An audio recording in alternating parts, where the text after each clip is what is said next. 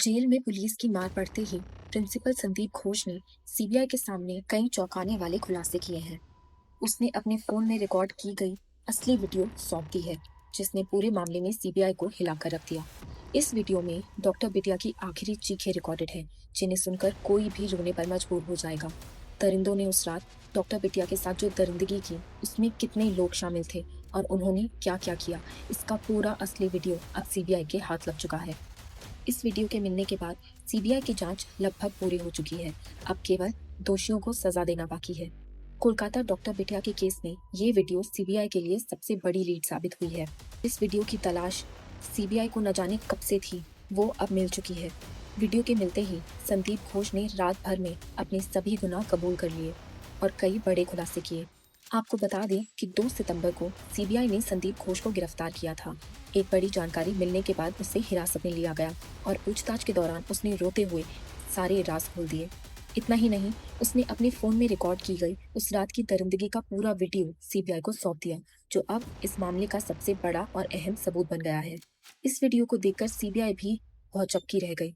Kolkata doctor पिटिया के case में जो नई बातें सामने आई हैं, उनसे ये साफ हो गया है कि अब जल्द ही दोषियों को फांसी होने वाली है। संदीप घोष को अब तक कौन बचा रहा था और ममता सरकार ने उसे कितनी बार बचाया, ये भी सामने आ चुका है। इसका भी खुलासा इस वीडियो में होगा। इस मामले के बारे में पूरी जानकारी के लिए वीडियो को अंत तक बिना स्किप किए देखें। अगर आप भी इस डॉक्टर बिटिया को इंसाफ दिलाना चाहते हैं तो कमेंट बॉक्स में justice for Kolkata female doctors जरूर लिखें। दोस्तों, हमारी पूरी टीम लगातार डॉक्टर बिटिया को न्याय दिलाने के लिए प्रयासरत है। अगर आप भी हमारे इस प्रयास में साथ देना चाहते हैं तो कृपया चैनल को सब्सक्राइब जरूर कर लें। अब तक इस मामले में संदीप घोष को सबसे बड़ा दोषी माना जा रहा था, लेकिन वो अकेला नहीं है। जिन 7 लोगों से पूछताछ हुई थी और जिनका पॉलीग्राफ टेस्ट हुआ था, उनमें से एक व्यक्ति ने खुद को इस जघन्य अपराध के मुख्य किरदार के रूप में पेश किया है। संदीप घोष के हालिया बयानों ने इस मामले को पूरी तरह से उलट पलट कर रख दिया है। अब तक सीबीआई द्वारा साझा की गई जानकारी उसके वीडियो और बयान के बाद गलत साबित हो चुकी है, जिससे सीबीआई पर भी अब कड़े सवाल खड़े हो गए हैं। इस वक्त सीबीआई के पास जो वीडियो है, उसे देखकर कोई भी सिहर जाएगा। इस वीडियो में जिस तरह से वारदात को अंजाम दिया गया है और जो चीखें सुनाई देती हैं, उसे पूरा देखना किसी के लिए भी मुश्किल होगा। यहाँ तक कि सीबीआई के अधिकारी भी इस वीडियो को देखकर स्तब्ध रह गए थे। सीबीआई के चीफ एडिटर की आंखें नम हो गईं और उन्होंने कहा कि इस जघन्य अपराध को करने वालों को अभी बिल्कुल वैसा ही अंजाम होगा। जब ये वीडियो आप देखेंगे तो आप हैरान रह जाएंगे कि इंसान दरिंदगी की हद तक किस कदर जा सकता है। वीडियो में जो कुछ डॉक्टर बिटिया के साथ हुआ, उसकी हम कल्पना भी नहीं कर सकते। इस वीडियो को देखकर शायद आप कुछ हद तक समझ पाएंगे कि उस रात डॉक्टर बिटिया किस दर्द और पीड़ा से गुजरी होगी। अब इस दुनिया में तो वो नहीं है, मगर उसने मानवता पर एक बड़ा सवाल खड़ा कर दिया है कि क्या हम सच में इंसान हैं? अगर इस मामले में वीडियो को देखने के बाद भी आपका दिल नहीं पसीजता और आप इस मामले में आवाज नहीं उठा रहे, तो ये बेहद शर्मनाक है। आइए सबसे पहले जानते हैं कि संदीप घोष को अब तक कौन बचा रहा था और कोलकाता के आरजीकर अस्पताल में लेडी डॉक्टर के साथ दुष्कर्म और हत्या के मामले में कॉलेज के पूर्व प्रिंसिपल संदीप घोष को सीबीआई ने गिरफ्तार कर लिया है। सीबीआई ने 16 दिनों की पूछताछ के बाद ये कार्रवाई सोमवार को आरजीकर मेडिकल कॉलेज के पूर्व प्रिंसिपल संदीप घोष समेत 4 लोगों को गिरफ्तार किया। जूनियर डॉक्टर से दुष्कर्म और हत्या के मामले में सीबीआई का शिकंजा संदीप घोष पर कसता जा रहा था और इस मामले में संदीप घोष के अलावा 3 लोगों को गिरफ्तार किया गया, जिनमें विप्लव सिंह, सुमन हाजरा और अफसर अली शामिल हैं।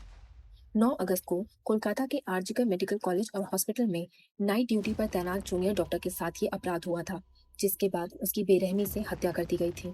उस समय संदीप घोष इस संस्थान के प्रभारी थे, लेकिन उनकी भूमिका संदिग्ध मानी जा रही है। सीबीआई उनसे लगातार पूछताछ कर रही है और पॉलीग्राफ टेस्ट भी कराया गया।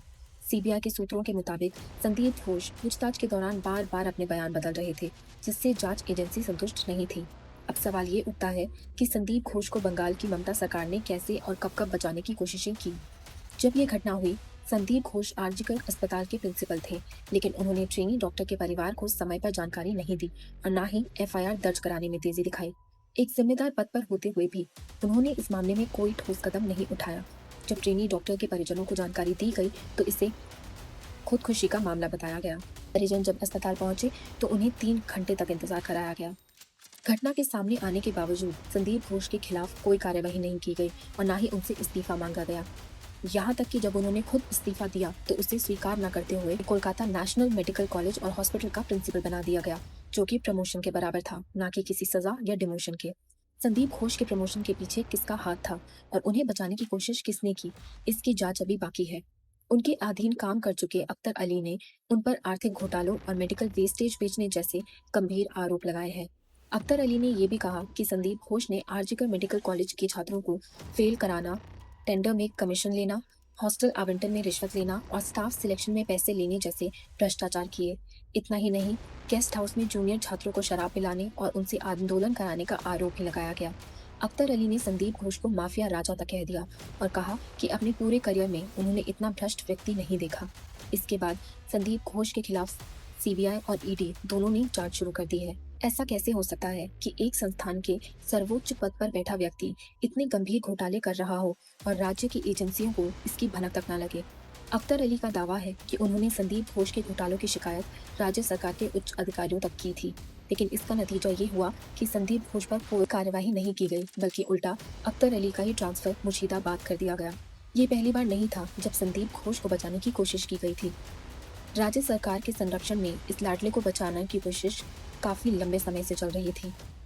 हाल की घटना को देखें तो जब डॉक्टर के रेप और हत्या का मामला सामने आया और सीबीआई ने इस केस की जांच अपने हाथ में ली, तो सरकार ने एक एसआईटी स्पेशल इन्वेस्टिगेशन टीम का गठन कर अपनी जांच शुरू कर दी।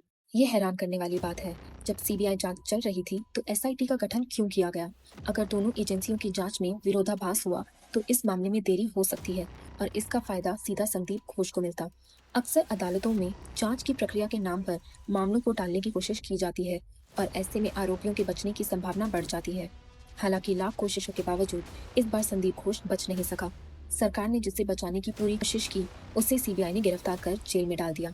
आपको बता दें कि संदीप घोष राज्य सरकार के बेहद करीबी थे और उनके जन्मदिन पर खुद ममता बनर्जी उन्हें चिट्ठियां लिखा करती थी। यही कारण है कि उनकी गिरफ्तारी के बाद लोग अब चीफ मिनिस्टर के इस्तीफे की मांग कर रहे हैं। सीबीआई ने संदीप घोष को कई अहम सबूतों के आधार पर गिरफ्तार किया, जिनमें सबसे महत्वपूर्ण उस चश्मदीद गवाह की गवाही है जिसने इस घटना को अपनी आंखों से देखा। इस गवाह ने संदीप घोष के बारे में महत्वपूर्ण सुराग दिए, जिससे सीबीआई की जांच की दिशा बदल गई।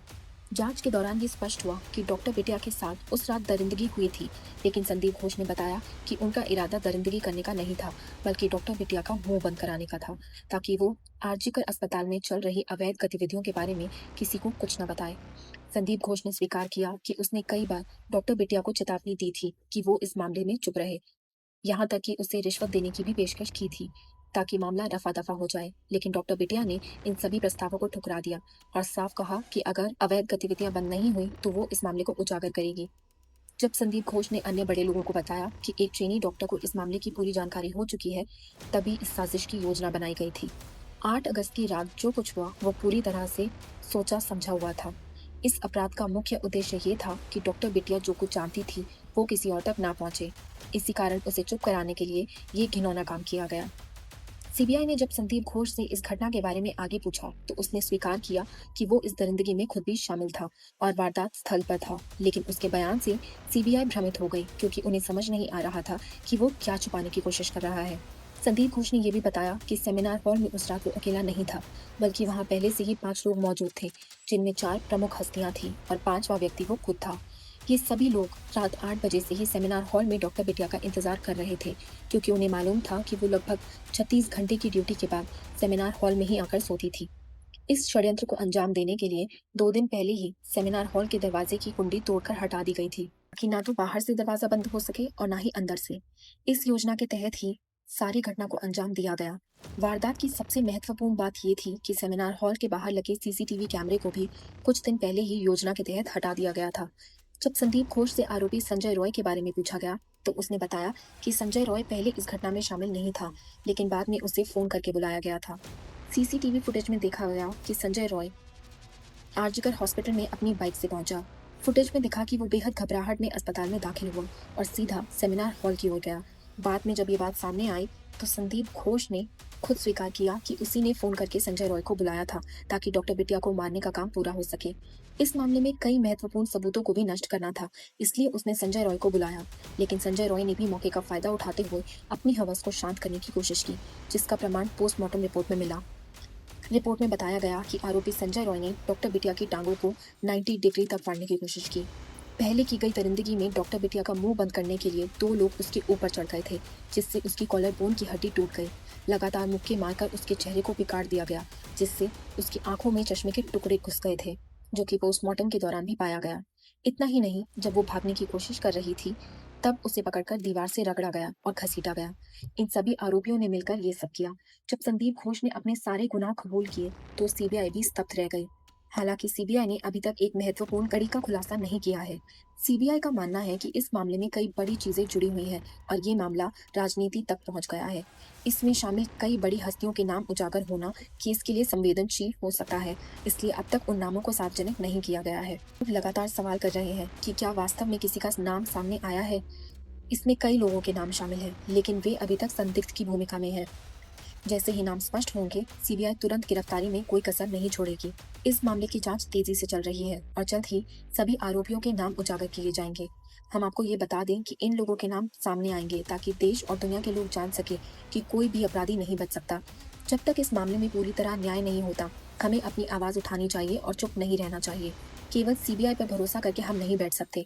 हमें याद दिलाते रहना होगा कि अब तक न्याय नहीं मिला है और न्याय में देरी भी अन्याय के बराबर है। आप सभी से अनुरोध है कि कमेंट बॉक्स में अपनी आवाज़ बुलंद करें और वी वांट जस्टिस ज़रूर लिखें, ताकि ये स्पष्ट हो कि हम सब एकजुट हैं और न्याय की मांग कर रहे हैं। भले ही आपको वीडियो पसंद ना आए, तो आप इसे लाइक ना करें, लेकिन अगर आप चाहते हैं कि इस मामले से जुड़ी जानकारी आप तक पहुंचे, तो चैनल को सब्सक्राइब करें। हमारा आपसे अनुरोध है कि कमेंट बॉक्स में अपनी बात ज़रूर रखें, क्योंकि ये सबसे ज़्यादा अहम है। धन्यवाद।